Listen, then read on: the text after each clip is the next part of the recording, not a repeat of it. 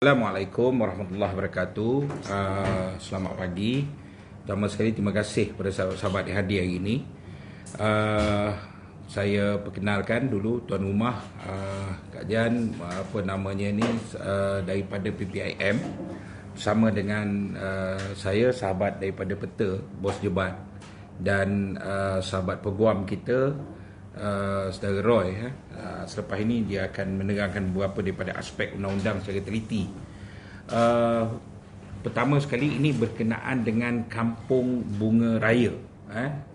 Kita semalam kami dihubungi oleh penduduk kampung, dan hari ini mereka sedang berdepan dengan hari kedua perobohan rumah di Kampung Bunga Raya Subang dalam daerah Petaling, dalam Parlimen Sungai Buloh.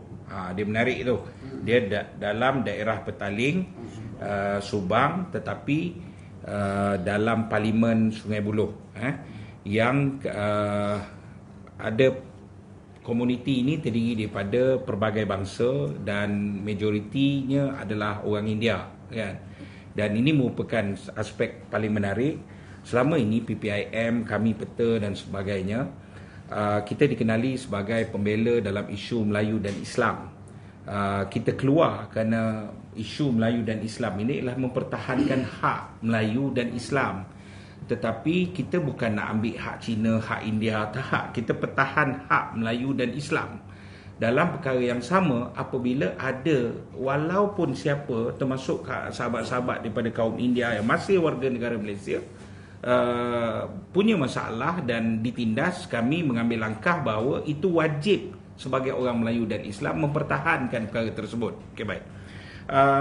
Secara keseluruhannya, Kampung Bunga Raya ini adalah kampung yang diterokai oleh sekumpulan penduduk, dan saya jangka bahawa, saya yakin bahawa ini adalah sebahagian daripada pakej buku hijau zaman Tun Razak, di mana awal 80-an mereka meneroka kawasan ini dan membuat penempatan, khususnya apabila kawasan tersebut dibangunkan dengan perindustrian. Mereka ini berkorban, berhijrah daripada kampung dan pelbagai tempat, meneroka kawasan tersebut, membekalkan tenaga kerja sehingga negara maju sampai hari ini. Okey, itu. Kedua ialah kampung ini kemudiannya setelah mereka meneroka, pada tahun 1992 secara tiba-tiba keluar surat daripada pejabat tanah. Ini surat rasmi daripada pejabat daerah Petaling menyatakan mereka kena berpindah kerana kampung asal mereka dibuat jalan raya. Jadi arahan pemindahan ini di bawah Akta Kanun Tanah memberi laluan kepada pembangunan kepentingan awam. Jadi kita pun setujulah benda ini. Kalau kita baca, kita setuju, kan? Mereka dipindah dan mereka diberi tapak gantian di mana mereka duduk hari ini, kan?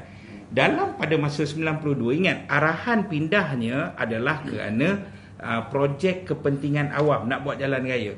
Tetapi dalam pada masa yang sama, selepas itu kerajaan negeri telah memutuskan bahawa tanah yang mereka kata nak buat projek jalan ini, projek jalan ini, mereka telah bagi ke sebuah syarikat yang dikenali sebagai Sina Fazilat. Sina Fazilat, di mana mereka, Sina Fazilat, diberi hak memajukan dan membuat perumahan di kawasan tersebut. Dan setelah kita cari, Sina Fazilat ialah pimpinan UMNO Selangor pada ketika itu. Sina Fazilat ialah pimpinan UMNO pada ketika itu, kan? UMNO Selangor. Okey, baik. Apa yang berlaku ialah setelah mereka nak bangunkan itu untuk menghalalkan tindakan ini, kan? Kerajaan negeri pada ketika itu telah membuatkan satu perjanjian, di mana perjanjian mereka dipanggil Squatter Relocation Agreement, di mana agreement ini penduduk kampung setuju untuk pindah dengan syarat bahawa pemaju akan menjual rumah kepada penduduk kampung, kan? Penduduk kampung. Dan di sini berlaku satu kesalahan, di mana ini kampung mereka. Kerajaan negeri kalau nak bagi pemaju, kenapa pula mereka perlu berpindah tanpa pampasan, tanpa apa semua kan? Yang kerana ini isu dan pembayaran kalau ada pun pada ketika itu adalah kerana arahan asalnya ialah kerana nak buat jalan raya, nak buat jalan alternatif ke Damansara kan. Tetapi magicnya kerajaan negeri pula bagi pula tanah yang telah dikosongkan kepada pemaju tersebut. Okey.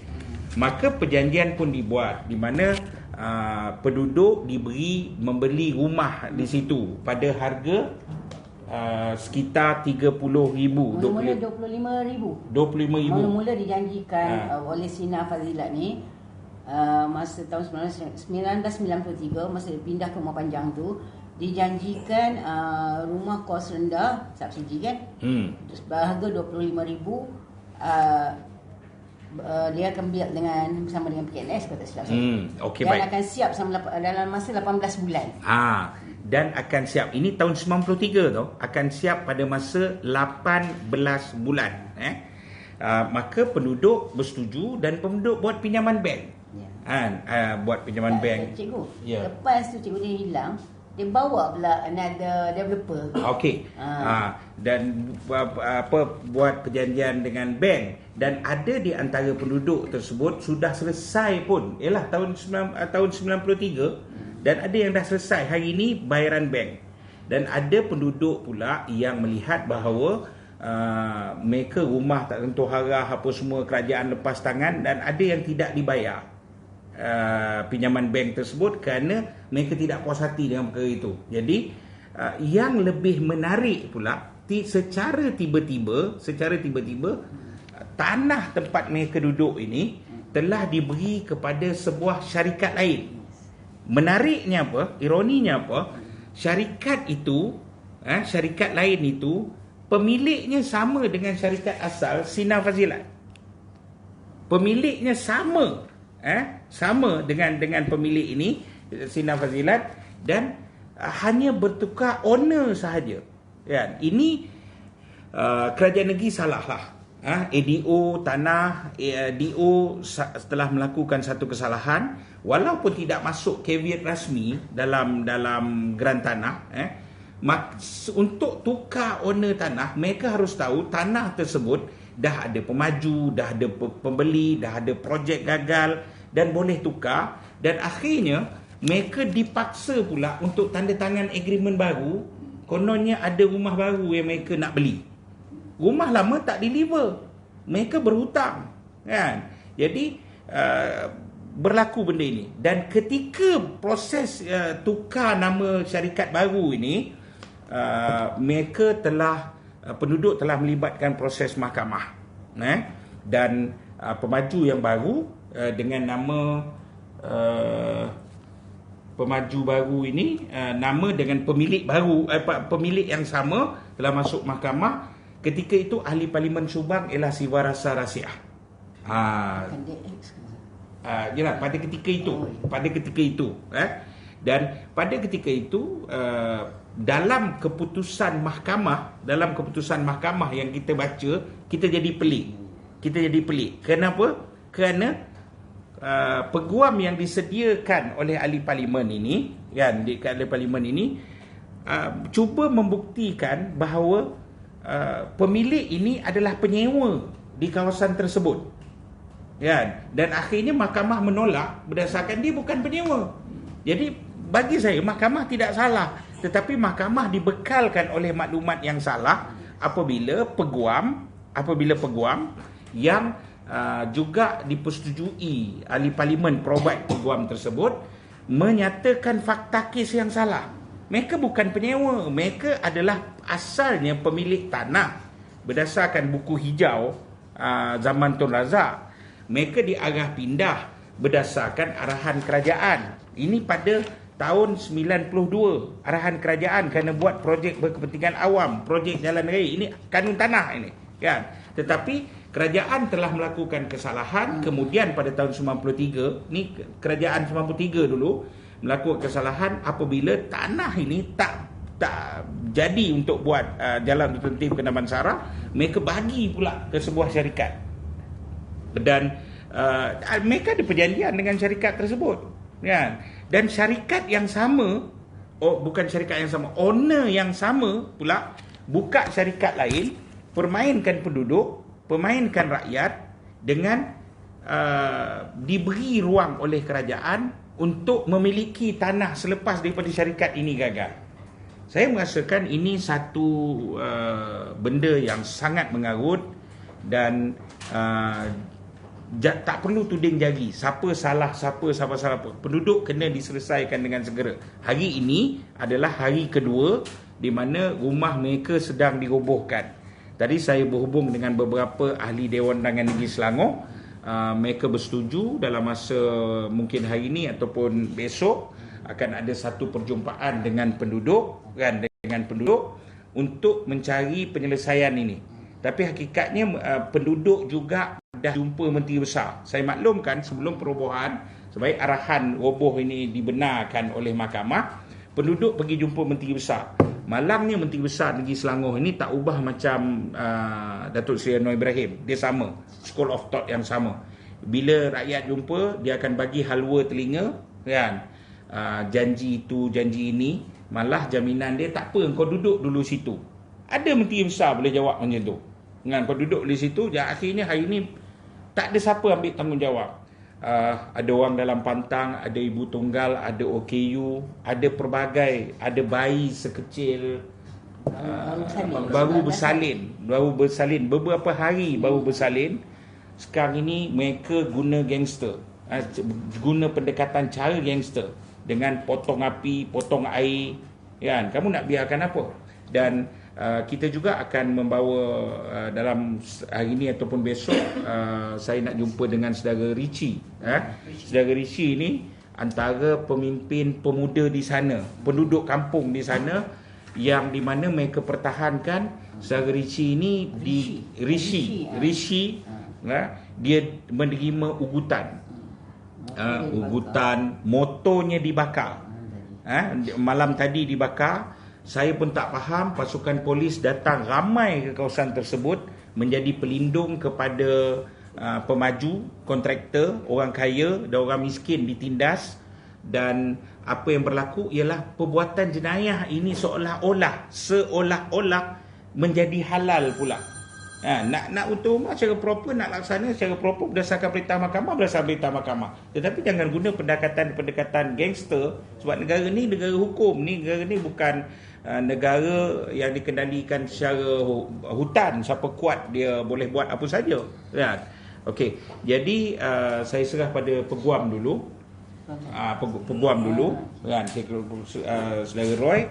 Dan tindakan kita dalam masa terdekat ialah, pertama, kita akan bawa mereka berjumpa dengan kebetulan adun-adun tengah bersidang hari ini. Wakil rakyat ni jangan bersidang cerita langit, bulan dan bintang dalam keadaan rakyat sedang berdepan dengan perkara ini. Kedua ialah kita sedang pertimbangkan untuk menyaman mereka yang bertanggungjawab, termasuk juga kita mungkin akan menyaman kerajaan negeri dalam perkara ini. Dan kerajaan negeri tidak boleh lepas tangan, Menteri Besar harus bertanggungjawab. Okey, baik, saya persilakan. Bismillah. Isu ini saya difahamkan oleh penduduk dan juga NGO telah berlalutan daripada tahun 1992 sehingga ke tahun 2023. Namun 2023 ini adalah tarikh di mana mereka baru mendapatkan perintah mahkamah, dan itu pun sudah selesai dibicarakan. Dan kita lihat fakta-fakta yang saya telah faham, bahawasanya status pemilik tanah ini pada asalnya tidak ditentukan secara terperinci ataupun sebenar-benarnya. Kita ambil logik seperti mana? Ini bahasa layman, bahasa orang biasa nak senang faham. Kita dah beli rumah dan kita telah disuruh untuk ambil loan. Okey? Dan setelah kita dah selesaikan bayar loan, dan dalam agreement ni pun beritahu, saya telah meneliti, rumah itu siap dalam masa 18 bulan. Dan daripada 1992 sehingga ke tarikh sekarang ini, tiada rumah. Dan telah didatangkan dengan satu modus operandi baru oleh syarikat baru, walaupun dikatakan pemiliknya sama, tapi ini modus operandi baru mereka. dan mereka disuruh untuk pindah ke rumah panjang sementara, dan di rumah panjang itu juga akan diambil tanah itu dan dibuat rumah baru. Dan apa penyelesaian mereka adalah diberikan satu perjanjian untuk hutang balik dengan bank dan beli balik lagi rumah. Saya katakan di sini yang terlibat ada 4 ahli keluarga berbangsa Melayu dan rata-ratanya yang lain adalah berbangsa India. Dan di kalangan mereka bukannya semua orang senang. Kita lihat ni kampung ini ada di kampung Melayu Subang, berdekatan dengan kampung Melayu Subang. Orang-orang di situ bukan orang yang berpendapatan tinggi. Dia orang biasa sahaja. Dan jika kita berikan satu lagi modus operandi sebegini kepada mereka, saya katakan majoriti tidak mampu untuk berhutang dengan bank dan tidak mampu memiliki rumah. Dan pada hari ini juga, setelah mereka mendapatkan perintah mahkamah, iaitu syarikat Dania Emas ini mendapatkan perintah mahkamah untuk melandaikan tanah ataupun untuk memasuki tanah tersebut, di manakah tempat mereka ini akan berteduh. Jadi setelah berbincang dan saya memberikan sedikit pendapat kepada NGO dan juga Cik Gubat, bagaimana kita boleh selesaikan perkara ini mengikut beberapa stages. Pertama, kita akan merujuk kepada kerajaan negeri dan bertanya kepada mereka. Kita perlukan pihak-pihak yang berwajib ini bertanggungjawab dan merungkaikan isu ini secara jelas kepada rakyat. Bagaimanakah tanah itu diluluskan? Pertama. Yang kedua, sewaktu di mahkamah, kenapa isu-isu orang dah beli tanah ini tidak dibawa ke hadapan ataupun tidak dikemukakan? Dan jika ikut undang-undang tarikh 1992 sehingga ke tahun 2023 akan ada isu limitation period. Akan ada isu di mana tindakan ini sudah lama tidak diambil.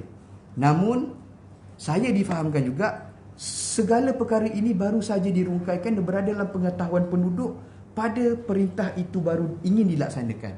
Jadi masih ada harapan dan peluang untuk penduduk mendapat keadilan dan kebenaran bagi pihak mereka.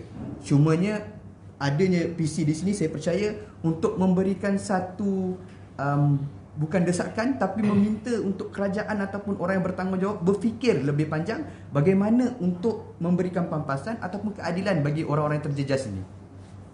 Itu saja daripada pihak. Ada nak tambah tak? Pada pandangan saya turun padang semalam. Saya tengok, saya pun menangis tengok keadaan mereka.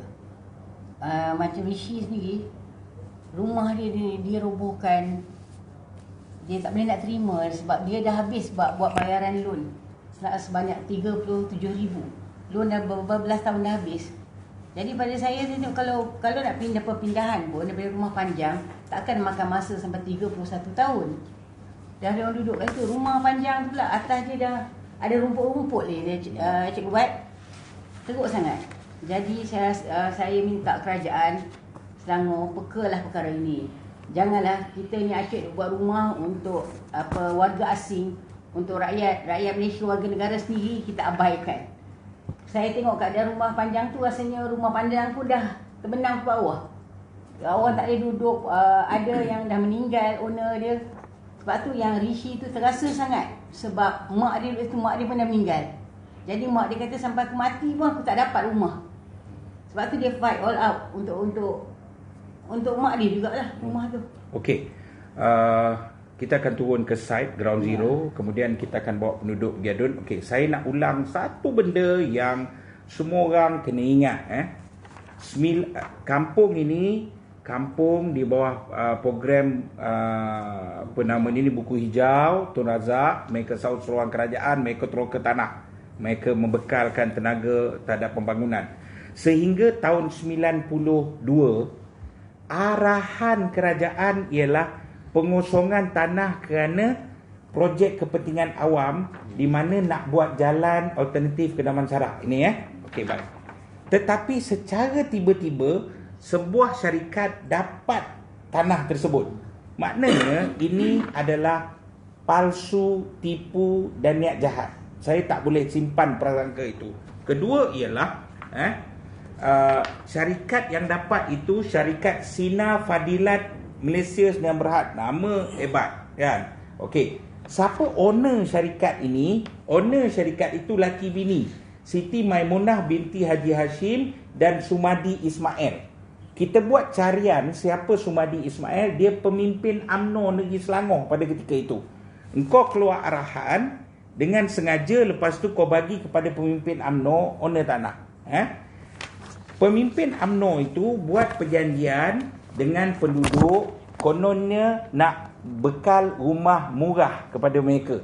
Penduduk buat pinjaman, penduduk tak tengok pun rumah, ada yang dah habis sampai sekarang, sampai dah mati pun tak dapat rumah ini. Ini kerja siapa? UMNO, pemimpin UMNO. Kemudian secara tiba-tiba, apa dia? Muncul sebuah syarikat dapat tanah yang sama, nama dia Dania Emas. Siapa owner Dania Emas? Owner Dania Emas ialah Sumadi Ismail dan Siti Maimunah Haji Hashim. Laki bini ni siapa? Laki bini ini adalah orang yang sama syarikat ini, dan akhirnya engkau perangkap dan kau naik orang sampai tahap ini. Cuma kerajaan keadilan juga harus bertanggungjawab. Kenapa? Membenarkan perubahan ini.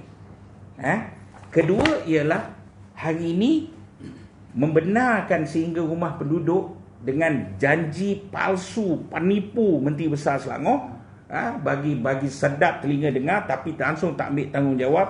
Hari ini bayi baru beranak 19 tahun, 19 hari. 19 hari pun terperangkap, orang cacat, orang sakit, apa semua terperangkap, warga emas terperangkap tanpa ambil tanggungjawab. Jadi kita tak boleh kompromi. Ini membuktikan penipuan. PKR patutlah dia duduk dengan UMNO hari ini. Sebab apa? Sebab penipuan UMNO ini dilanjutkan oleh PKR pada hari ini. Kalau saya salah, daripada segi fakta saya tidak salah. Tapi kalau tanggapan saya salah, PKR, kerajaan negeri hari ini perlu menyelesaikan benda ini dan bertemu dengan penduduk. Okey, baik. Sepatutnya penduduk ada dengan kita pagi ni. Tapi disebabkan pagi ni rumah dia orang sedang dirobohkan. Ini kawan-kawan, sahabat-sahabat penduduk hantar makluman, hantar video update daripada masa ke semasa. Apa yang berlaku, saudara? Saya bukanlah kata negara ini negara yang gagal ke apa ke, tapi persoalan dia, apa perasaan semua orang yang mendengar video ini, apa perasaan kamu kalau keseluruhan jenayah ini dan polis turun untuk lindungi the whole penjenayah ini? Apa rakyat ni nak jadi apa? Ada persoalan lain? Macam mana PPM dan juga PETA nak memperbetulkan naratif yang disebarkan sebelum ini yang mengatakan penduduk ini duduk di atas tanah yang haram? Pertama ialah kita akan all out menggunakan media dan sebagainya. Naratif paling betul ialah ini bukan penduduk haram. Ini adalah mangsa penipuan sejarah panjang, kerjasama kerajaan negeri dengan kapitalis orang kaya melanun, dan pemimpin UMNO melanun tanah rakyat, harta rakyat. Itu satu. Kedua ialah apa yang kita akan buat ialah kita akan segera membawa mereka untuk bertemu dengan ahli-ahli Dewan Undangan Negeri, dan adun kawasan ini pun seharusnya bertindak, tapi kita tengok tak tahu kat mana salahnya, ahli parlimen pun ahli parlimen PKR, kita akan bawa pergi ke DUN untuk berbincangan. Saya berhubung dengan Datuk Seri Azmin Ali, Ketua Pembangkang. Ketua Pembangkang agak terkejut dengan apa yang kita bagi tahu dalam pendek. Mereka tengah bersidang dalam Dewan. Selepas dia kata dia akan telefon saya selepas ini. Kita akan bawa jumpa penduduk, Peguam akan iring, PPIM pun akan iring, dan kita juga dalam peringkat pertimbangan setakat ini, kita fikir pendekatan yang baik ialah untuk kita saman kerajaan negeri dan saman syarikat-syarikat dan semua entiti yang terlibat. Dan sebagai penutup, kita juga kecewa dengan Siva Rasa Rahsia. Kita nak dapat kepastian ketika kes ini dilawan di mahkamah, mengikut maklumat setakat ini yang kita ada, peguam tersebut adalah peguam yang disediakan oleh ahli parlimen Sungai Buloh ketika itu, Siva Rasa Rahsia, di mana keputusan mahkamah tu kita sangat tengok ada something wrong somewhere. Saya tidaklah sampai kata mereka bekerjasama dengan pemaju juga apa semua. Saya tidak sampai ke situ, tapi persepsi itu boleh wujud kerana apa? Pembuktian di mahkamah ialah peguam yang mewakili penduduk yang disediakan oleh ahli parlimen ini, yang dikata disediakan oleh ahli parlimen ini, cuba membuktikan bahawa penduduk ini penyewa. Itu tak betul. Penduduk ni bukan penyewa. Penduduk ni adalah penduduk asal. Mereka berpindah kerana arahan tipu kerajaan. Yang ketiga ialah mereka adalah mangsa. Mereka dah bayar pun. Syarikat ni gagal deliver rumah mereka. Jadi kerana itu kita akan 2-3 benda ini kita akan jalan serentak. Dan ini bukan berlaku di satu tempat. Di Selangor ini, dalam isu tanah, isu pengambilan tanah, isu rumah dan sebagainya, peguam kita terlibat di banyak tempat, Sungai Cincin, Sungai Serai dan sebagainya. Selangor, come on lah, kamu menggunakan nama nak menang pilihan raya, kamu jaja nama rakyat. Tapi setelah kamu kuasa, kamu ada kuasa, kamu bukan pertahankan rakyat, kamu pertahankan konglomerat kaya, kapitalis untuk memijak rakyat. Jadi saya ucap terima kasih. Ya. Saya nak tanya, maklumat awal kata di kawasan tersebut ada 100 lebih rumah. Ya. Tapi yang dirobohkan rumah yang kosong. Dan akhirnya rumah yang berpenghuni pun dirobohkan. Ya. Soalan saya, yang rumah yang kosong tu mereka bertebaran ke mana? Adakah diberi mengikut pilihan mereka sendiri? Kalau pilihan mereka sendiri, apa tindakan NGO? Pertama, dia begini. Kalau kita duduk rumah, kemudian bekalan air dan bekalan api kita dipotong, dah tentu kita cari tempat yang lebih selesa, kan? Haiwan ternakan pun kalau dia tak kondusif, tak rasa selesa di kandang, dia akan cari kandang yang lebih selesa, kan? Jadi jangan layan mereka seperti binatang lah. Jangan layan manusia seperti binatang. Kedua ialah mereka kata nak runtuh kononnya rumah tak berpenghuni. Itu adalah satu pembohongan. Kita tengok ada bukti video dan sebagainya. Rumah berpenghuni pun yang ada orang duduk, yang ada warga emas, bayi baru lahir 19 hari, yang tak ada tempat nak ibu ni nak pergi, mereka dilanggar begitu saja. Semalam laporan kepada NGO daripada penghuni mengatakan bahawa mereka tidak ada tempat tinggal. Sekarang ni adakah mereka diberi tempat tinggal oleh kerajaan negeri ataupun mereka masih berada di setakat ini tidak ada sebuah tindakan daripada kerajaan negeri.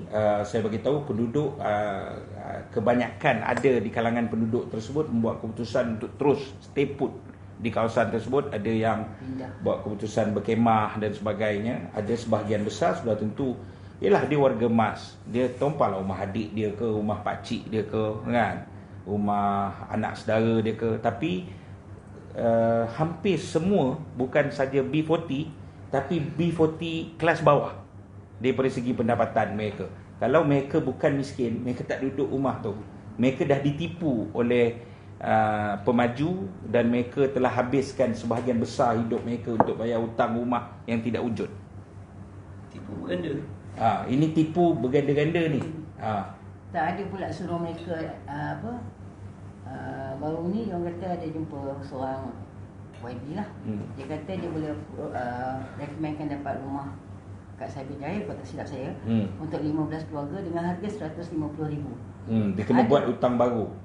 Padahal rumah yang dia orang dah bayar, dah habis bayar tu pun rumah tak ada, tiba-tiba nak suruh ambil rumah tu. Tak logik. Ada beberapa lah, kawan-kawan ni semua bergerak, jumpa pemimpin sana, jumpa orang politik sini, jumpa orang politik sana. Ada kita tahu tapi kita tak nak dedahkan dulu. Ada satu adun bangang, kan? Saya minta maaf kalau saya pakai, tapi itu ayat paling sesuai. Saya dulu mengajar bahasa Melayu di sekolah, tentu orang panggil Cikgu Bat.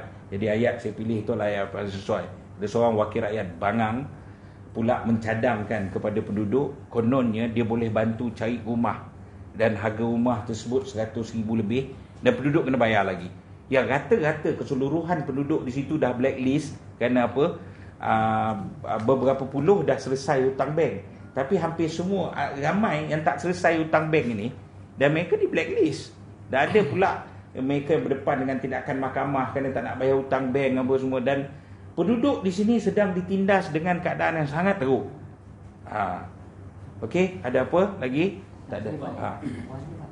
Tanya apa ni peguam, rumah semasa dijanjikan pada tahun 93 tu harga dia 40,000. Jadi adakah masa tindakan guaman diambil, dia akan menilai land value pada waktu sekarang? Betul.